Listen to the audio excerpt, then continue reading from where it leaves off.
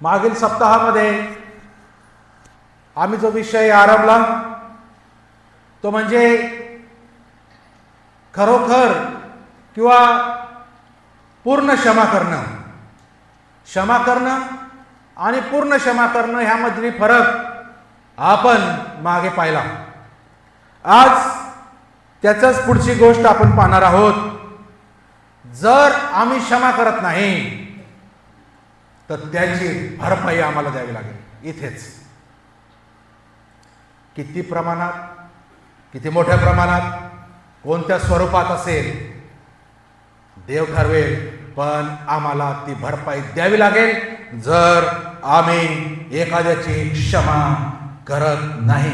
क्षमा न करणारा आत्मा ह्याची प्रतिक्रिया जर आम्ही जाणून घेतली, ह्याचं गांभीर्य जर आम्ही जाणून घेतलं, तर आम्ही कधीही या आत्म्याला आमच्या जीवनामध्ये स्थान देणार नाही.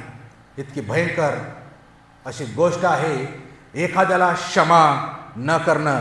आणि आम्ही मागील सप्ताहामध्ये जो दाखला पाहिला मत्त्याचं शुभवर्तमान याचा 18वा अध्याय आम्ही पाहिलं कशा रीतीने की पेत्र येशूकडे येऊन म्हणतो 21व्या वचनापासून, मत्ते 18:21 पासून पेत्र येशूकडे येऊन म्हणतो, प्रभूजी माझ्या भावाने किती वेळा माझा अपराध केला असला मी त्याला क्षमा करावी. एक प्रश्न आहे आणि नियमशास्त्र सांगतं 7 वेळेला करावी का? आणि येशू म्हणतो 7 वेळा असे मी तुला सांगत नाही, तर 7च्या 70 वेळेला. म्हणजे किती झाले हो? 490 वेळेला. येशू म्हणतो 7च्या 70 वेळेला, म्हणजे 490 वेळेला मी एखाद्याला क्षमा करावी. आणि 491 वेळेला 491 ला जर त्याने परत माझा अपराध केला तर मी त्याचे गळे परत पकडावे का? आपण मागे पाहिलं. आम्ही बघतो 7 हा आकडा पूर्णत्वाचा आकडा आहे पवित्र शास्त्रामध्ये. आणि स्तोत्र 90 मध्ये त्याच्या 10व्या वचनामध्ये देवाचा दास मोशे म्हणतो, मनुष्याचं आयुष्य किती वर्ष? 70 वर्ष. आणि शक्ती असलीच तर 80, असलीच तर तो भाग वेगळा आहे. देवाची कृपा, काही लोकांना जास्त आहे, ते जास्त वर्ष जगतात. पण शास्त्राप्रमाणे मनुष्याचं आयुष्य 70 धरा. 7च्या 70 वेळेला म्हणजे आयुष्यभर क्षमा करायची आहे. मरायच्या शेवटल्या क्षणापर्यंत क्षमा करायची.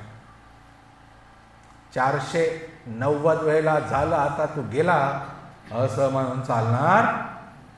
आयुष्यभर त्या व्यक्तीची क्षमा करायची आहे. आणि मत्ते 18 आणि 21 पासून जो दाखला त्याच्यानंतर प्रभू येशू ख्रिस्त सांगतो त्या गोष्टीवरून आम्हाला समजतं राजा जो आहे तो आमचा प्रभू येशू ख्रिस्त आहे.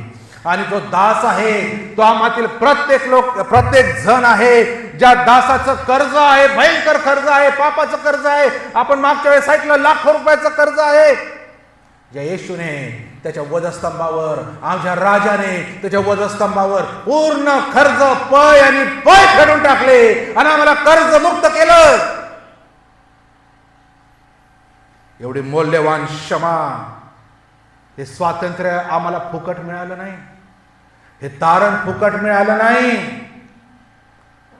पूर्वी एखादं पाप केलायचं त्याची लगेच देव शिक्षा द्यायचा, कोड द्यायचं, फटक्यात मारून देव मारून टाकायचं त्या व्यक्तीला. देवाच्या आज्ञे व्यतिरिक्त विरुद्ध जर कोणी काय केलं देव तात्काळ शिक्षा द्यायचा, मरी पाठवायचा, पटकी पाठवायचा, समूळ नाश. एखाद्याने पाप केलं त्याचा घराण्याचा नाश करून टाकायचा. साधं नव्हतं. आणि भीतीत ते लोक कोकरे बकरे घेऊन त्याच्या पापाचं प्रायश्चित फेडण्यासाठी, देवाचा राग शांत करण्यासाठी यरूशलेमच्या मंदिरी जात असते. आर्थिक त्याग, वेळ आणि सर्वच त्याच्यात होतं. फुकट नव्हतं. आज फुकट आहे कारण आमचा राजा येशूने आमचं कर्ज बिनाआट माफ करून टाकलं. जो त्याच्यावर विश्वास ठेवतो, आपल्या पापांची कबुली करतो, त्याला फ्री मिळालं. आणि आम्ही काय करतो, आमचं 10, 15, 100 रुपयाचं कर्ज कोणी आमच्या विरुद्ध पाप केलं आहे, अपराध केला आहे, त्याच्यात जाऊन गचांडे आम्ही पकडतो, त्याच्यात जाऊन नरडे आम्ही आवळतो आणि इतक्या घट्ट आवळतो.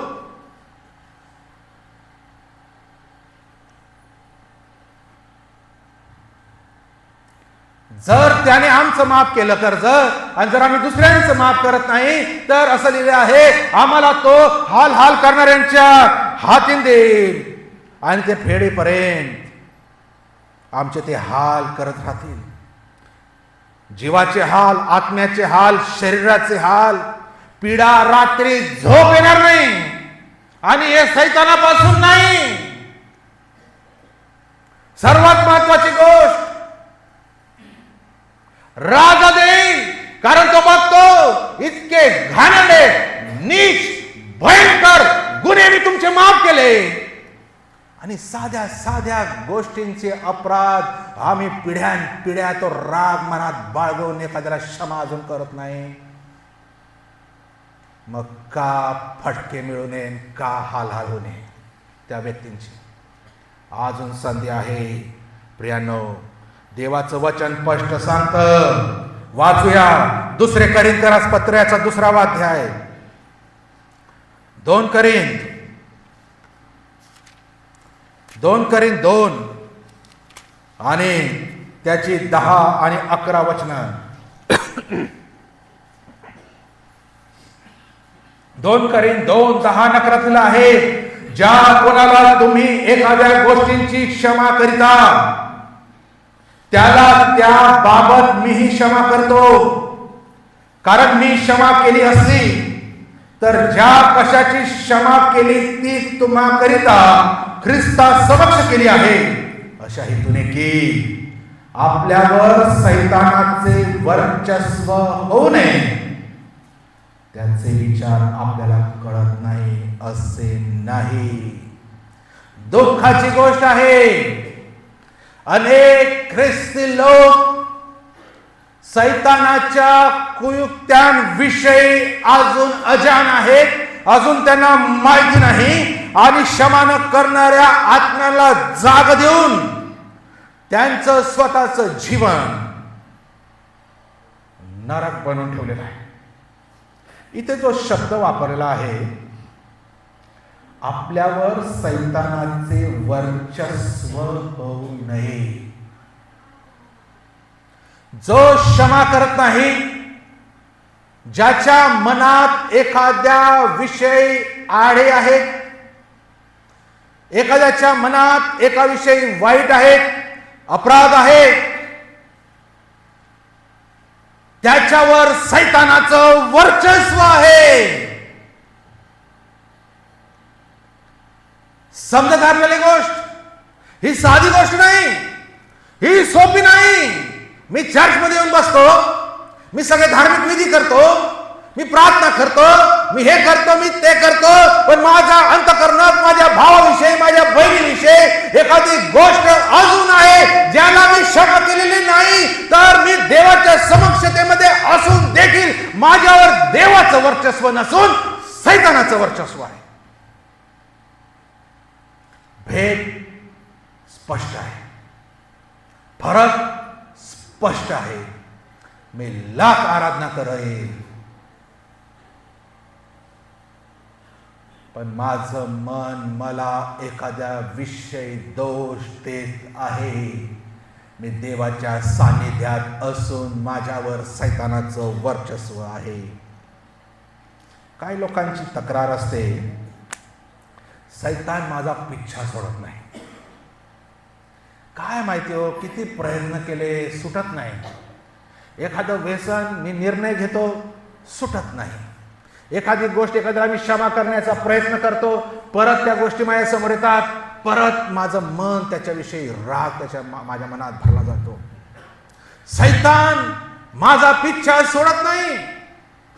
पुष्कळ ख्रिस्ती लोकांची कंप्लेन आहे, मी अशक्त आहे, मी असहाय्य आहे, मी मानव आहे, मी असं आहे, कोणी नीतिमान नाही, शास्त्रात लिहिलं आहे नाही का, सर्व पापी आहे. मग चालू दे पाप. सैतान माझा पिच्छा सोडत नाही. आमच्या खिशामध्ये आम्ही सुकलेले मासे घेऊन फिरतो, मासे ठेवतो सुकलेले, आणि मागे मागे येणाऱ्या मांजराला हाकलत राहतो. ते मांजर जाईल का आपल्यापासून दूर? कारण त्या मांजराला माहिती आहे ह्याच्या खिशात माझी वस्तू आहे, ते सुकलेले मासे आहेत. मांजराला पळवण्यासाठी ते सुकलेले मासे फेकावे लागतील. मग आम्ही म्हणतो सैतान माझा पिच्छा सोडत नाही. का? कारण तू ते खिशात ठेवलेलं तू फेकत नाही. आमचे खिशे तपासा, आमचे अंतःकरण तपासा. असे कोणते सुकलेले मासे मी घेऊन फिरत आहे ज्यामुळे ह्या मांजरी, हे बोके आमचा पिच्छा सोडत नाही. आणि हे बोक्यांनी, या मांजरांनी आमचा पिच्छा सोडावा वाटत असेल, या सैतानाने आमचा पिच्छा सोडावा लागत असेल, तर पाप रूपी घाणेरडी दुर्गंधी येत असलेल्या गोष्टी आमच्या खिशातून, आमच्या अंतःकरणातून, आमच्या जीवनातून, आमच्या मंडळीतून आम्हाला दूर फेकावे लागतील. नाहीतर ते मांजर मागे येतील. एखादा म्हणल मी केअर करतो पण ते सुटतच नाही हो, मी प्रयत्न करतो पण होतच नाही. त्याला कारण हे आहे, पूर्ण क्षमा, पूर्ण सुटका. सैतानाचं थोडंफार पण वर्चस्व माझ्यावर नको. आपल्यात क्षमा न करणारा आत्मा, न कबूल केलेली गुप्त पातकं आपण पूर्ण काढून टाकली तरच सैतान आमच्या मागे येण्याचं थांबेल. कारण त्याची प्रिय गोष्ट आमच्या खिशात आहे, तो येईलच, तो येईलच. आमचे जीवन ख्रिस्ताबरोबर जर नीट असेल ना, ख्रिस्ताने क्षमा केली त्याप्रमाणे माझं जीवन क्षमाशील असेल ना, तो कोणताही सैतानात ताकद नाही माझ्या जवळपासून फडकायची. आणि जर हे भटकत आहे, त्यांच्या प्रिय गोष्टी माझ्याजवळ सांभाळलेल्या आहेत. त्याला काही दुसरे काम नाही का माझ्या मागे का फिरत आहे? कारण त्याच्या वस्तू माझ्याजवळ आहे. या वस्तू आज आपण काढून टाकूया. दुसऱ्यांना क्षमा न केल्याने आपण स्वतःला वास्तवात सैतानाच्या हाती विकतो. ते मासे सुकलेले माझीच मुळात इच्छा नाही फेकायची. सैतान तर बाजूला राहिला, मीच विकत घेतले, मीच त्याला त्याचं पालन पोषण करत, त्याला गोंजारत, त्या पापांना गोंजारत, त्यांना इतक्या छान रीतीने लपवलेला आहे. माझ्या शेजारच्याला माहिती नाही, माझ्या जवळच्याला माहिती नाही. इतक्या सिक्रेट मी ते ठेवलेले आहे. माझीच इच्छा नाही ते फेकण्याची, आणि म्हणून मी स्वतःला सैतानाच्या हातात विकलेला आहे. हा भयंकर अपराध आणि आजारांचं कारण असू शकतं क्षमा न करणं. जर आम्ही क्षमा केली नाही, आम्हाला दुःख भोगावं लागेल. जर आम्ही मनपूर्वक क्षमा केली नाही, तर आम्हाला भयंकर अशा गोष्टींना सामोरं जावं लागेल. आज कितीतरी कुटुंब दुःखात आहे, यातनेत आहे, त्रासात आहे, आजारांमध्ये आहे, वेळ आधी निघून गेलेले आहे. ह्याचं एकमेव कारण माझे संबंध माझ्या भावाबरोबर, माझे संबंध माझ्या भगिनी बरोबर नीट नाही. आणि देव तिथे काहीच करू शकत नाही. देवाचा नाईलाज आहे, कारण मी ते सांभाळून ठेवलेलं आहे माझ्या जीवनामध्ये. जर आपण देवाची लेकरं असूनही जर आम्ही दुसऱ्यांना क्षमा करत नाही तर नरकामध्ये यातना भोगावी लागेल. आणि नरकामध्ये यातना इतकी भयंकर भोगावी लागेल. नरकात राक्षस आहे. राक्षस कोण आहे? जे राक्षसांना देवदूत म्हणून होते आणि जेव्हा त्यांना खाली फेकलं तेव्हा ते राक्षस झाले. आणि ते इतके चौथाळलेले आहेत त्या मनुष्यांसाठी. तिथे आला न आला त्याला मार सुरू होणार आहे. कारण त्यांना माहिती आहे आम्ही चुकलो, आम्ही पाप केलं स्वर्गामध्ये, पण आम्हाला संधी दिली नाही देवाने पश्चाताप करायची. संधीच नाही. चुकले, टाकले. आणि हे यांना एवढी संधी देतात, यांना एवढी संधी मिळालेली आहे मनुष्यांना. हे पाप करतात, हे घाणेरड्या गोष्टी करतात, पण जेव्हा जेव्हा येशूकडे येतात हे त्याच्या रक्तात धुतले जातात. यांना संधी आहे. आणि संधी असून देखील हे सुधरत नसतील आणि मग हे इथे येत आहे. यांना बेकार मार आहे. ते म्हणते आम्हाला संधी मिळाली नाही. हो, आम्हाला संधी मिळाली नाही. ह्यांना संधी आहे, ह्या मनुष्यांना संधी आहे आणि संधी साधत नाही. आमचून घट्ट अंतकरण घेऊन बसलेले आहेत. आमचा इगो, आमचा अहंकार आम्हाला नरकात गेले तरी चालत, सोडणार नाही.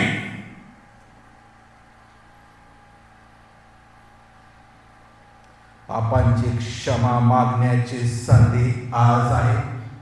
पापांची क्षमा देण्याची संधी आज आहे.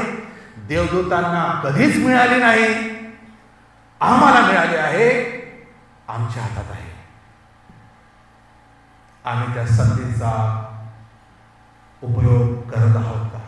करणार आहोत का असं चालणार आहे तसं आयुष्य? क्षमा न करण्यामुळे आमचं अंतकरण करण्यात कटुत्व, कडूपणा निर्माण होतो. आणि कडूपणाची लक्षणं काय होतात? द्वेष, क्रोध, रागीटपणा, चिडचिडपणा, अस्वस्थपणा आणि दुःखी मनभावना हे निर्माण होतात अंतकरणात. जर कटुत्व निर्माण राहिलं, एखाद्याची क्षमा आम्ही केलीच नाही तर कालांतराने त्याचं रूपांतर कटुत्वामध्ये निर्माण होतं, कडूपणामध्ये निर्माण होतं. आणि त्याच्याबरोबर या सर्व गोष्टी मग आमच्यासोबत मग येतात. तर दुष्परिणाम म्हणजे काय होतं? त्याचा भावनात्मक देखील ताण आमच्या शरीरावर पडतो आणि मानसिक रित्या देखील नकारात्मक ताण आमच्या आयुष्यावर किंवा आमच्या जीवनावर पडतो क्षमा न केल्यामुळे. याचा दुष्परिणाम काय होतो? ज्या व्यक्तीविरुद्ध आमच्यामध्ये मनामध्ये तिरस्कार आहे, कटुपणा आहे, ती व्यक्ती आमच्या जीवनावर, आमच्या बोलण्यावर, आमच्या शरीरावर, आमचे सेन्सेशन जे आहे, शरीर स्पंद जे केंद्र आहेत त्याच्यावर नियंत्रण घेते. दुसऱ्या शब्दात सांगायचं म्हणजे आमच्यावर नियंत्रण राहत नाही, तर ज्या व्यक्तीच्या विरोधात माझ्या मनात वाईट आहे ती व्यक्ती माझं नियंत्रण आता घेते. म्हणजे आम्ही विचार करतो, आमचे विचार आता त्याच व्यक्तीने भरलेले आहेत. आमच्या बोलण्यात तीच व्यक्ती आहे. आम्ही झोपतो, आमच्या स्वप्नात, आमच्या सर्व गोष्टीमध्ये आमची निद्रा नाश करणारी व्यक्ती तीच आहे. कारण आमचं मन त्या व्यक्तीविषयी नीट नाही. आम्ही जेवतो, स्वादिष्ट भोजन असतं, पण ते आम्हाला रुचकर आणि गोड लागत नाही. कारण कोणीतरी हावी माझ्यावर झाला आहे, कारण मी कोणाला तरी क्षमा अजून केलेली नाही. कटुत्व जेव्हा निर्माण होतं तेव्हा ही परिस्थिती होती. एक सारखं त्याच व्यक्तीचे विचार माझ्यामध्ये येतात. आता माझं नियंत्रण माझ्या स्वतःवर नाही, तर ती व्यक्ती माझ्यावर नियंत्रण घेते. म्हणून प्रेषित 8:22 आणि 23 मध्ये लिहिलं आहे, तू ह्या आपल्या दुष्टतेचा पश्चाताप करून प्रभू जवळ विनंती कर, म्हणजे तुझ्या अंतःकरणातल्या कल्पनेची तुला कदाचित क्षमा होईल, कारण तू अतिशय कटुतेने व अनितीच्या बंधनात आहे असे मला दिसते. तू आपल्या दुष्टतेचा पश्चाताप कर, प्रभू जवळ विनंती कर, म्हणजे तुझ्या अंतःकरणातील कल्पनेचा कदाचित तुला क्षमा होईल, कारण ते अतिशय कटुतेने अनितीच्या बंधनामध्ये. फक्त पश्चाताप.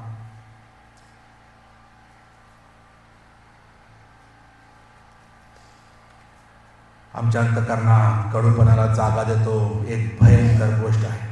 आमच्यात असलेली शांती, आनंद, आरोग्य, आध्यात्मिक सर्व सद्गुण संपून टाकतो, त्यांना ठार मारतो आम्ही जेव्हा आमच्या मनात कटुत्व निर्माण होतो. आणि मग त्या कडूपणाच्या आत्मा आम्हाला बांधतो आणि आम्हाला अंधार कोठडीमध्ये टाकतो. आणि जेव्हा कडूपण एखाद्याच्या अंतःकरणात निर्माण होतो एखाद्याच्या विषयी, तेव्हा देवाच्या कृपेला आम्ही उणे भरतो.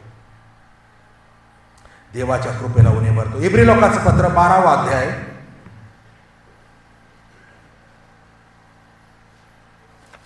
इब्री लोकांचं पत्र 12वा अध्याय आणि त्याची 15 ते 17 मध्ये आपण वाचतो.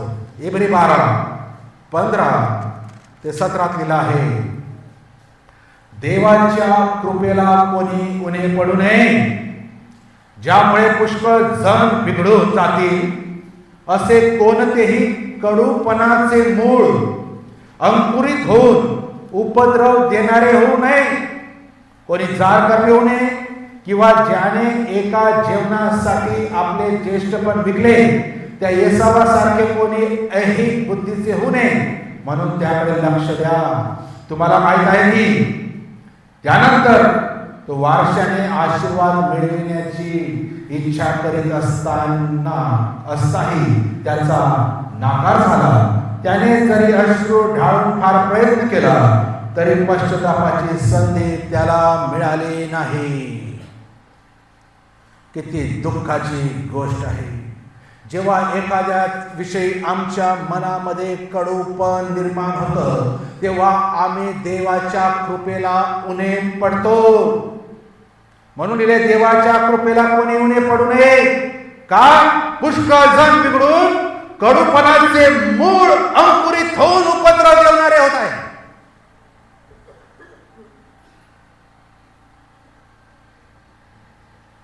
पहिली गोष्ट, एखाद्या घटनेनंतर त्या व्यक्तीवरून ज्यांनी माझ्या विरुद्ध अपराध केला आहे त्या व्यक्तीपासून पहिली गोष्ट होती आमची प्रीती आम्ही काढून घेतो. पूर्वी जसे त्या व्यक्तीवर प्रेम केले, आता मी तसं करू शकत नाही. एकेकाळी तिच्या किंवा त्याच्या सहवासात मला आनंद वाटायचा, तासन तास मी त्याशी बोलायचो. आता मला अस्वस्थ वाटायला लागतं. मला माझ्या मनात सतत विरोधकांविषयी राग, अप्रिय विचार भरतात. आता मी त्याचं तोंड पाहू शकत नाही. यापैकी एक देखील चिन्ह माझ्यामध्ये असेल आज आता, याचा अर्थ क्षमा न करणाऱ्या आत्म्याने माझी पकड घेऊन मला अंधार कोठडीत टाकलेले.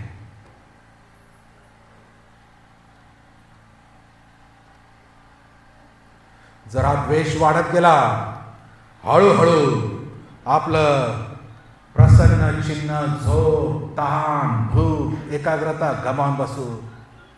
आणि त्यापेक्षा सर्वात जास्त आमचं आध्यात्मिक वातावरण नष्ट होऊन जाईल. आणि त्याच्या पलीकडे अजून आम्ही सुधारलो नाही.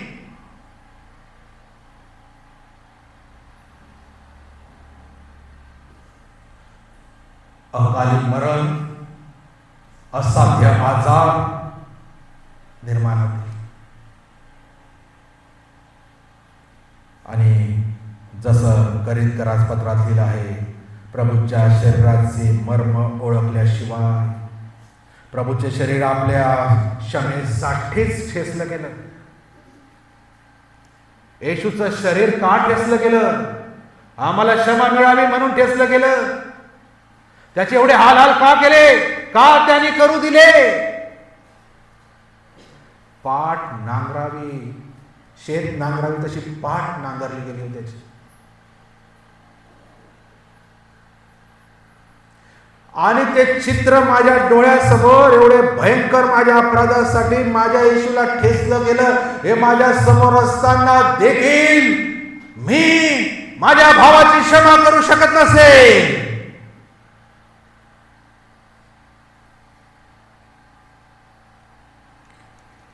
मग माझ्यासाठी नरकच आहे, काहीच चालणार नाही. 2 इतिहास 6 मधील आहे 27 ते 30. क्षमा करणे म्हणजे स्वर्गातून उतरणारा, स्वर्ग उत्पन्न करणारा स्वर्गीय आत्मा आहे. क्षमा करणे हा देवाचा आत्मा आहे. क्षमा न करणे हा सैतानाचा आत्मा आहे. मी कोणता आत्मा घेऊन फिरत आहे आज?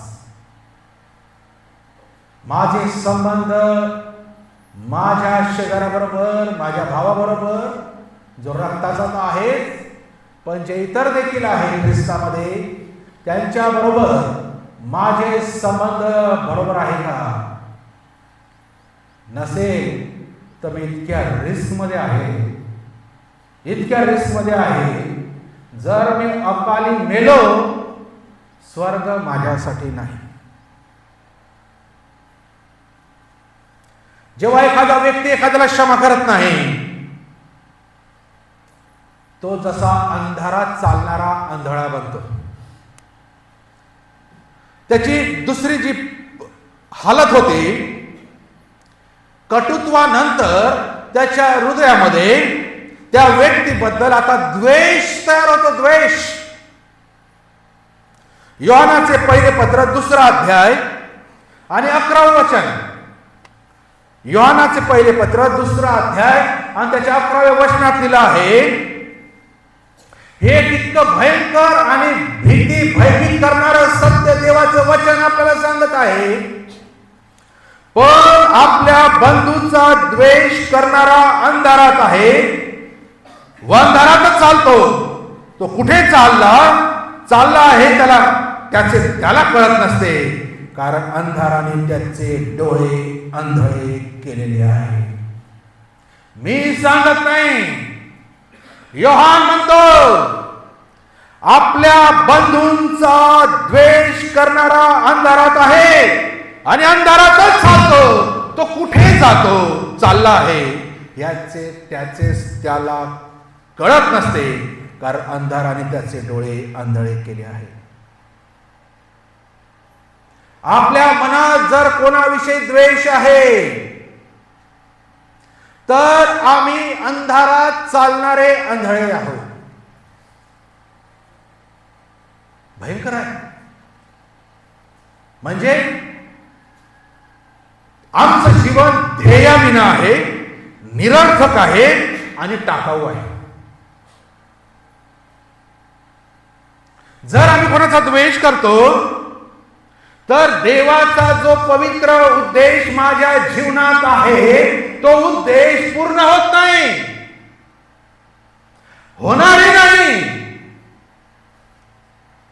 अंधारात चालणारा आंधळा त्याने ठरवलेल्या ध्येयाकडे पोहोचतो का?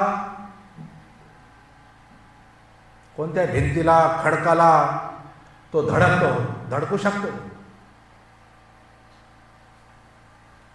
या शास्त्रलेखाप्रमाणे आपण कोणाचा द्वेष करतो तर फक्त आंधळाच नव्हे तर अंधारात पण चालतो. एखादा आंधळा उजेडात चालला समजा, तर त्याला पाहून कोणीतरी येईल त्याला मार्ग दाखवायला, रस्ता दाखवायला. पण तो आंधळा जर अंधारात चालतो याचा अर्थ त्याला मदत पण नाही.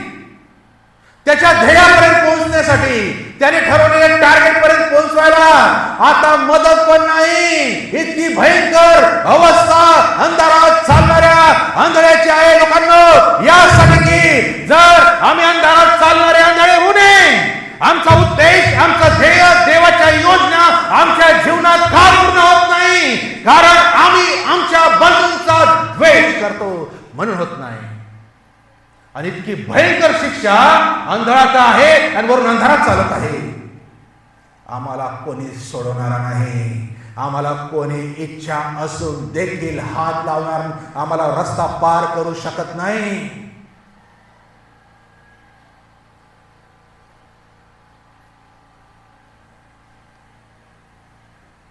देवाच्या वचनात लिहिलं आहे, स्तोत्र 121:7, परमेश्वर सर्व अनिष्टापासून तुझे रक्षण करेल.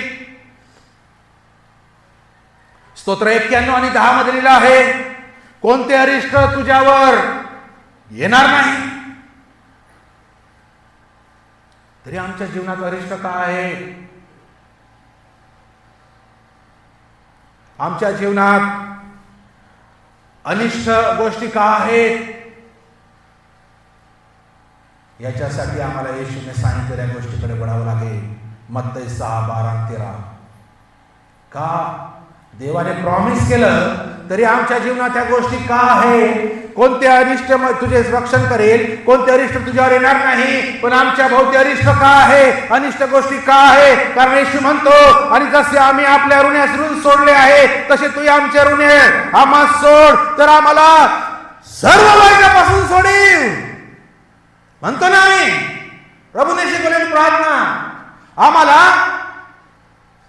सर्व वाईटापासून सोडील. देवाची इच्छा आहे त्याच्या लेकरांना सर्व वाईटापासून सोडवायचं. देवाची इच्छा आहे सर्व अरिष्ट आमच्यापासून दूर ठेवायचं. देवाची इच्छा आहे सर्व अनिष्ट गोष्टीपासून आम्हाला त्याने सांभाळावं. पण का होत नाही? येशू म्हणतो सर्व वाईट गोष्टीपासून आम्हाला सोडील. त्याच्या आधीला आहे, जसे आम्ही आमच्या अपराधात क्षमा करतो तसे तो आमच्या अपराधाने क्षमा कर. जसे आम्ही आमच्या ऋणास ऋण सोडतो तसे तो आमची ऋणे आम्हाला सोड. आणि ही सोडली नाही म्हणून सर्व वाईटापासून आमची सुटका होत नाही आणि अजून झालेली नाही.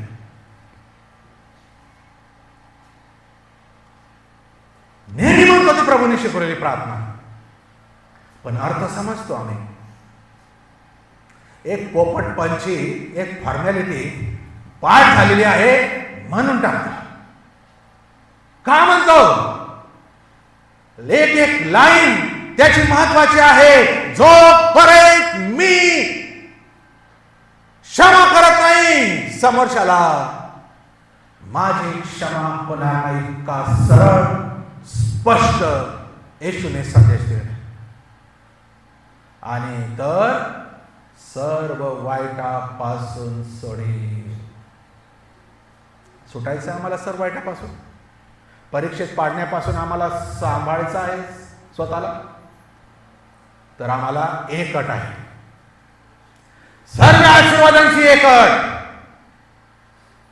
आमच्या अपराधांना क्षमा करणं. तिकडे जायची पण चावी एकच, आमच्या अपराधांना क्षमा करणं. येशूचं वजन स्तंभावर जाण्याचं कारण एकच, आमच्या अपराधांची क्षमा करण्यासाठी.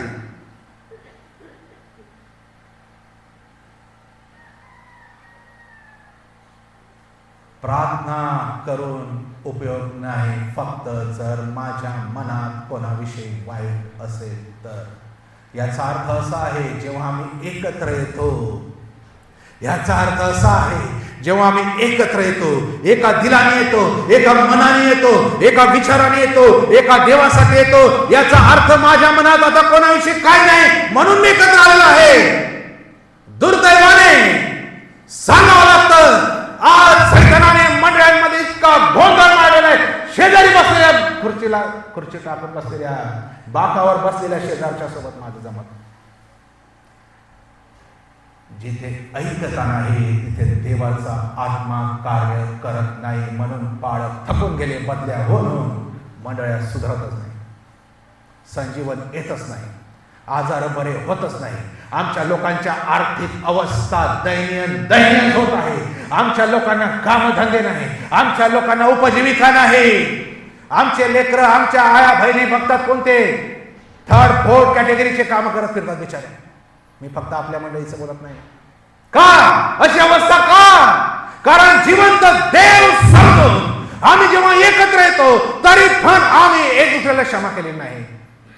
त्याचं हे कारण.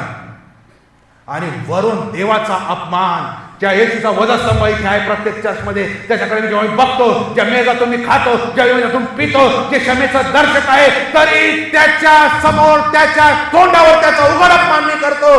जा करणार नाही. तू केली असेल माझी क्षमा ठीक आहे, पण मी करणार नाही दुसऱ्यांची.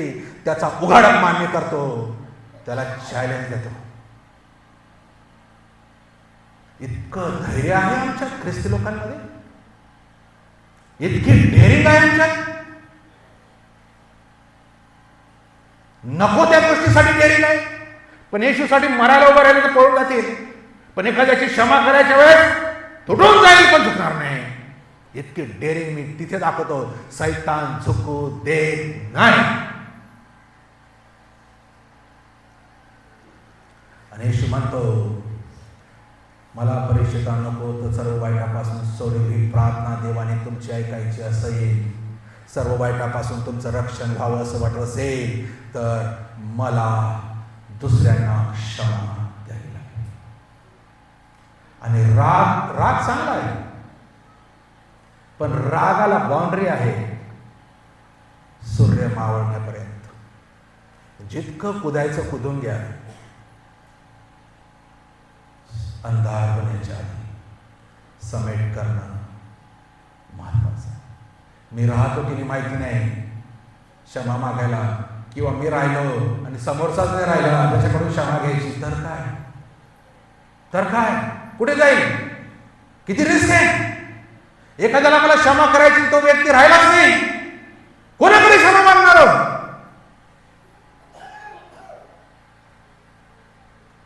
जेव्हा एक विषय माझ्या शिकण्यात आला, मी जेव्हा शिकत होतो तेव्हा असं सांगण्यात आलं, ज्यांना क्षमा करायची किंवा ज्यांच्याकडून क्षमा मागायची ना, आता ते हयात असतील तर देवाचे आभार, नसतील तर कठीण आहे, आणि असतील मला तर समजत आहे, पत्र लिहा, ईमेल द्या, फोन करा, वाटेल ते करा, पण स्वतःच्या फायद्यासाठी तरी करून घ्या.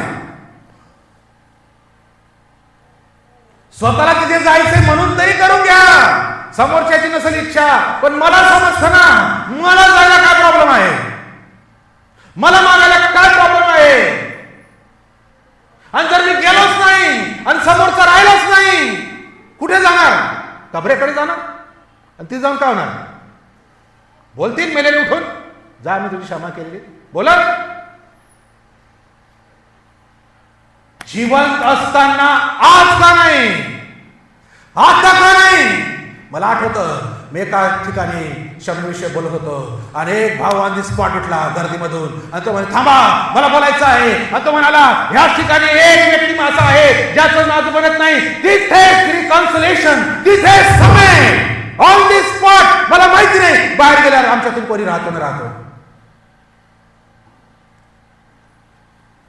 मला माहिती नाही बाहेर गेल्यावर आमच्यातील कोण राहतो ना राहतो.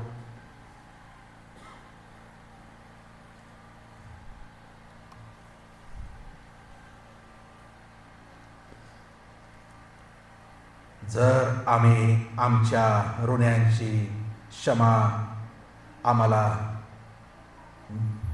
देत नाही तर आपल्यालाही सर्व वाईटापासून सोडवलं जाणार नाही. अट आहे देवाची, ही अट आहे देवाची.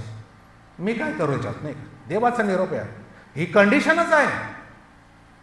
हे केल्यावरच मिळणार आहे. ज्या प्रभूच्या प्रार्थना लहानपणापासून आम्ही आता वयस्कर झालो आतापर्यंत म्हणत आहे, पण अजून आम्हाला समजलं नाही आमच्या बरोबर वाईट का होत आहे, हे अरिष्ट का आमच्यावर आहे, आमच्या लेकरा बाळांची भविष्य अंधारात आहे, आम्हाला अजून समजलं नाही. आणि जर देवाचा आत्म्याला आपण जागा देणे आपल्या अंतःकरणात, मला माहिती नाही आपण जोपर्यंत हयात आहे त्यावर समजेल की नाही. कित्येक फक्त ऐकतात, इथे समजत नाही. आणि जिथे ज्यांना इथे समजत आहे याचा अर्थ देव त्यांच्याविषयी कार्य करत आहे. निर्णय आपल्या हातात आहे. जितके अधिक आपण आपले अंतःकरण कठीण करू, दुसऱ्यांना क्षमा करणार नाही, तितके अधिक अरिष्ट आपल्यावर येईल. जितके जर आपण बंड करून दुसऱ्यांची पाप क्षमा करत नाही तर असंख्य अरिष्ट आपल्यावर येईल. पवित्र शास्त्रात आजारांना दुःखदायक व्याधी लिहिले आहे. अनुवादाचं पुस्तक 7वा अध्याय आणि 15 वचन कोणतरी वाचा. अनुवाद 7 आणि 15.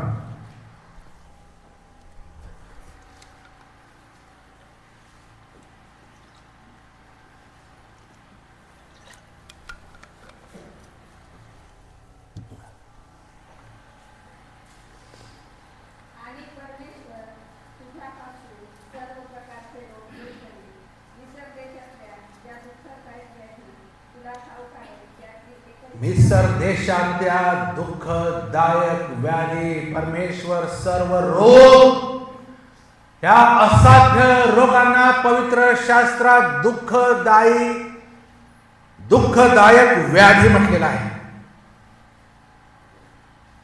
अजून देखील आमचं मन आम्ही कठोर करून आहे. असंख्य अरिष्ट आणि दुःखदायक व्याधी, न बरे होणारे आजार,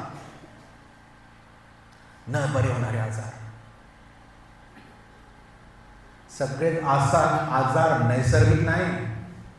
ख्रिस्ती लोकांना तरी ही गोष्ट समजली पाहिजे. सगळेच आजार डॉक्टर बरे करू शकत नाही. ठीक आहे, थंडी, ताप, मलेरिया, सर्दी, खोकले काय असतील जे नैसर्गिक आहे, पण जे नैसर्गिक नाही त्याचं मूळ इथे आहे अंतःकरण. सगळ्या मनुष्याच्या शरीराचं आणि जीवनाचं केंद्र बिंदू अंतःकरण. हे जर ठीक नाही सर्व प्रॉब्लेम आहे. आजार म्हणा, व्याधी म्हणा, शाप म्हणा, वाईट म्हणा, अरिष्ट म्हणा, कल्याण दृष्टीस न पडणं म्हणा, राब न म्हणा, तरी हातात काही न राहणं म्हणा, या सर्वांचा विचार जो सुज्ञ आहे, ज्याला देवापासून बुद्धी मिळालेली आहे, त्यांनी मागावं. हे का आहे माझ्या जीवनात? वर्ष निघून गेली, माझी स्थिती जिथे आहे तिथेच आहे. सरकारी योजनेमध्ये आहे म्हणून आहे, नाही तर काय हालत आहे माझी. सरकारने घरं दिली म्हणून घर आहे, नाही तर काय माझी अवस्था. नीट विचार करा. या लाडक्या आणि कोणत्या कोणत्या बहिणी आहे त्यांच्यामुळे काहीतरी भेटत आहे मला, नाही तर काय अवस्था आहे की नाही? का किती दिवस ह्या उपऱ्यांच्या भाकरी खात आम्ही फिरणार? का म्हणून आम्ही मूळ कारण शोधत नाही? का म्हणून आम्ही नेमकं कारण शोधून त्यावर चर्चा करून ते नीट करायला तयार नाही?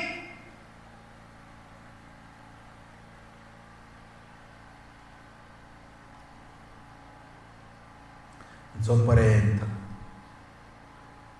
आम्ही अंतःकरणापासून पूर्ण मनाने एखाद्याला क्षमा करणार नाही, आम्ही रडून येशूकडे सहाय्य मागत नाही, तोपर्यंत आम्हाला आरोग्य मिळणार नाही. दाविदाने बत्शेबेबरोबर पाप केलं. ते झाकण्यासाठी तिच्या पतीला त्याने मारलं. पण देवाने नाथानाला दाविदाकडे पाठवलं. आणि नाथाने जेव्हा ते सांगितले, एक गोष्ट सांगितली, तेव्हा त्या नगरात एक श्रीमंत व्यक्ती होता, त्याच्याकडे एक गरीब व्यक्ती होता, त्याच्याकडे एक मेंढरू होतं. आणि त्या श्रीमंताकडे पाहुणे आले आणि त्याने त्या मेंढरू घेतलं आणि ते मारून त्याची पार्टी केली वगैरे, आपल्याला गोष्ट माहिती आहे. तेव्हा दाविदाला का आला? राग आला ती गोष्ट ऐकून. कोण येतो? ज्याच्याकडे एवढे मेंढरं असताना त्या गरीबाची एक मेंढरी घेतली, त्याला त्याच्याकडून चौपट वसुली करा दावीद सांगतो. त्याला हे माहिती नाही तो स्वतः आहे. त्याने न्याय केला. एकाच्या बदले 4. जुन्या करारात आपल्याला तो नियम आहे, एकाच्या बदले 4 आपण पाहिलेला आहे. तर दावीदाला ते माहिती आहे. तो म्हणतो कोण एकाच्या बदली तरी 4 त्याने भरून दिलं गेलंच पाहिजे, आणि त्या व्यक्तीला त्याचा बदला घेतला पाहिजे. स्वतः त्याने उरियाला मारलं आणि त्याचा राग आला म्हणून जो क्षमा करत नाही आणि जो न्याय करतो दुसऱ्याचा, तोच न्याय त्याच्यावर येतो. दाविदाने न्याय केला उरियाचा केसमध्ये, एकाच्या बदली 4, आणि दाविदाला त्यानीच केलेल्या न्यायामुळे त्याचा न्याय झाला. 4 त्याचे पुत्र मारण्यात आले. 4 पुत्र मारण्यात आले. बेतशेबेपासून जन्मलेला मुलगा अम्नोन, अबशालोम आणि अदोनिया. जेव्हा आम्ही दुसऱ्यांनी केलेल्या पापांचा कठोर न्याय करतो, आम्ही त्यांच्या गच्च्या, त्यांच्या नरड्या आवडतो, तेव्हा आम्ही पण चुकलेले आहोत हे विसरतो. दावीद म्हणतो एकाच्या बदले 4 त्याला द्यावे लागेल, आणि देव म्हणतो तो तू आहे, आणि म्हणून तुला 4 मेंढ्या द्याव्या लागेल, आणि त्या म्हणजे तुझे पुत्र तुला द्यावे लागेल. त्या पुत्रांचे काय चुकी? 4 पुत्र मारून टाकले देवाने दाविदाचे. जो दावीद देवाच्या हृदयाजवळ असलेला, कोणी झाला नाही, कधी होणार नाही अशा व्यक्तीचा कठोर न्याय देवाने केला. आम्ही कोण?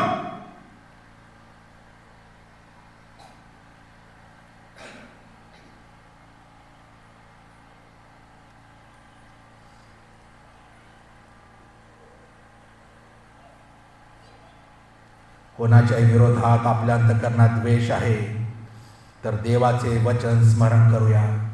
शेवटली गोष्ट मी या ठिकाणी सांगत आहे. आमच्या मनात कोणाच्या विरुद्ध वाईट असेल, द्वेष असेल, कटुपणा असेल, तर आमच्या उजव्या हाताला कोण उभा राहील माहिती आपल्याला? इथे देव स्तोत्र 91 मध्ये सांगतो नाही का, किती स्तोत्रात दिले, तुझ्या उजव्या हाताला पहारा, तुझ्या पायाला, तुझ्या उशा पायथ्याला पहारा, तुझ्या प्रवासाच्या तुझ्या पहारा, तुझ्या हाताला एवढे 10,000 पडले तू भिणार नाही. पण जर मी माझ्या बंधूंचा द्वेष माझ्या मनात करतो तर माझ्या उजव्या हाताला देवदूत नाही, माझ्या उजव्या हाताला सैतान उभा राहतो, आणि आमची प्रार्थना पाप ठरते. हा तर भयंकर गोष्ट आहे बरं का. आम्ही म्हणतो आम्ही प्रार्थना करतो, पण जो व्यक्ती प्रार्थना करतो आणि त्याच्या मनात एखाद्या विषयी जर वाईट आहे, द्वेष आहे, त्याची प्रार्थना पाप ठरते. वाचूया स्तोत्र 109. स्तोत्र 109 आणि 1 ते 20 शेवटले आपण हे वचन वाचणार आहोत. अतिशय महत्वाची 109 दाविदाचा स्तोत्र आहे. हे माझ्या स्तुती पात्र देवा, मौन धरू नको, कारण दुष्टांनी व कपटी जनांनी माझ्यावर तोंड सोडले आहे. ते खोडसाळ जिभेने माझ्या विरुद्ध बोलले आहे. त्यांनी माझ्यावर द्वेषयुक्त शब्दांचा वर्षाव केला आहे. ते माझ्याशी विनाकारण झगडले. मी प्रेमाने वागत असता ते मला विरोध करीतात.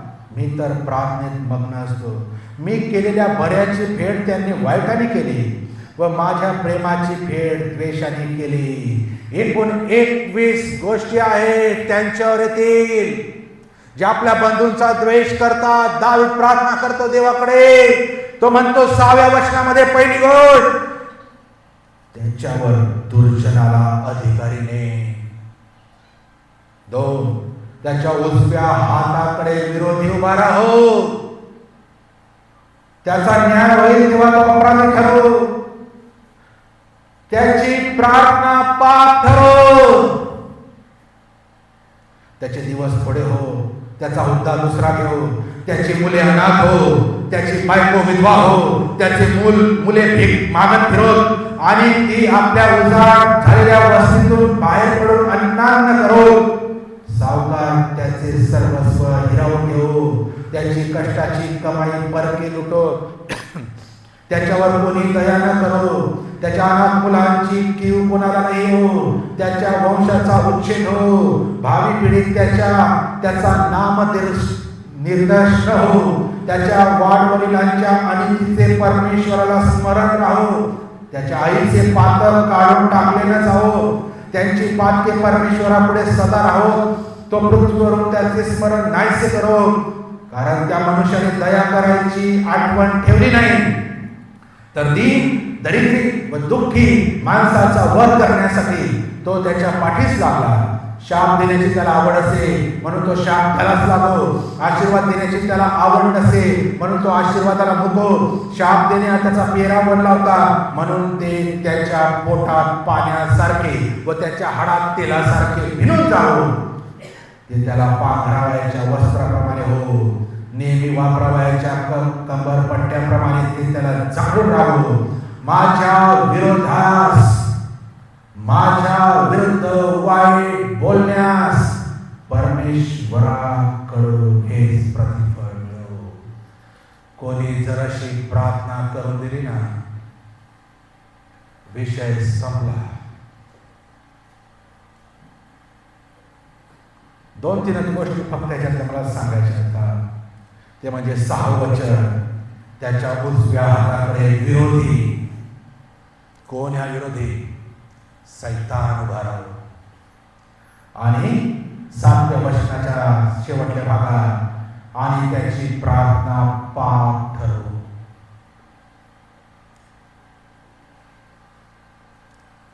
क्षमा न केल्यामुळे द्यावी लागणारी भरपाई परवडेल का? मुलं अनाथ हो, त्याची बायको विधवा हो, ते भीक मागत फिरो, हे काय आहे? एवढंही एखाद्याला छळू नये, एवढंही एखाद्याला गृहीत धरू नये, एवढंही एखाद्याच्या नरड्या आवू नये. आणि विशेष करून तर देवाच्या सेवकासाठी. पुढे 1 ते 5 वचनाचे लिहिलेलं आहे. द्वेष करणं, विनाकारण झगडणं, बऱ्याची भेड वाईटाने करणं,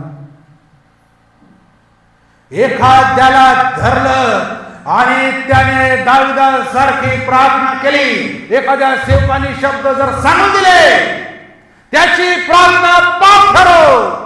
कितीही प्रार्थना तो करो, देव पाप आहे म्हणूनच बघे. त्याच्या उजव्या हाताला सैतान उभा राहील आणि त्याच्या बरोबर जे होईल भयंकर आहे, भयंकर. कोणाचा अंत एवढा पाहू नका प्रियांनो की आमचाच अंत होऊन जाईल. कोणाला देवाला अशी तक्रार करायला भाग पाडू नका. कोणत्याच विशेष करून देवाच्या दासांना अशी प्रार्थना तर बिलकुल भाग पाडू नका करण्यासाठी देवाकडे, कारण त्यांचं कोणी नाही, त्यांचा तो आहे. आणि जेव्हा तो आहे स्वर्गातून धूळ धूळ होऊन जाईल, धूळ धूळ होऊन जाईल. कोणी असेल, राजे असेल, महाराजे असेल. म्हणून बोलताना विचारपूर्वक बोला आणि कोणाविषयी कपट, द्वेष, मत्सर आणू नका. त्याचा नुकसान आम्हाला परवडण्यासारखं नाही, कोणालाच परवडणार नाही. आणि म्हणून क्षमा न करणं हे जे पाप आहे हे भयंकर भयंकर होणार आहे. जर आम्ही क्षमा न केली तर त्याच्या मोबदल्यात द्यावी लागणारी भरपाई ख्रिस्ती लोकांना परवडणारी नाही.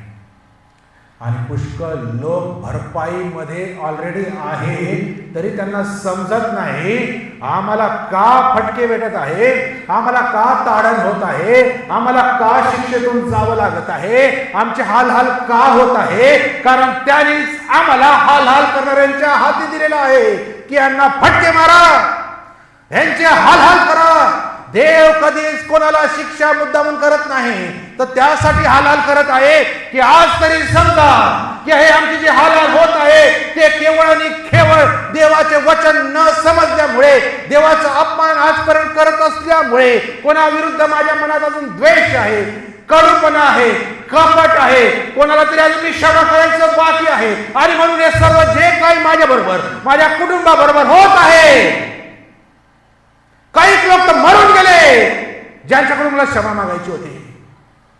त्यांचं कसं करणार मला माहिती नाही. फक्त येशूच ते उत्तर देऊ शकतो. आणि ते उत्तर जर पाहिजे असेल तर मला येशूकडे यावं लागेल. उद्या नाही, आज, आता. ख्रिस्ती लोक सर्वात जास्त रिस्क मध्ये आहेत. ख्रिस्ती लोक आहेत कारण आम्ही वेळ घालवत आहोत. वेळ, आजचं काम उद्या ढकलत आहोत. त्यांना माहिती असतं ना लाईन लागली असते तिथे, पण आम्हाला माहिती असून उपयोग आम्ही करत नाही. कारण आम्ही देवाला ग्रँटेड घेतलेलं आहे. सोपं समोर काय नाही, परत पुढच्या रविवारी येईल. प्रियांनो, एक लिमिट आहे. आम्ही किती वेळ राहू कोणालाच माहिती नाही.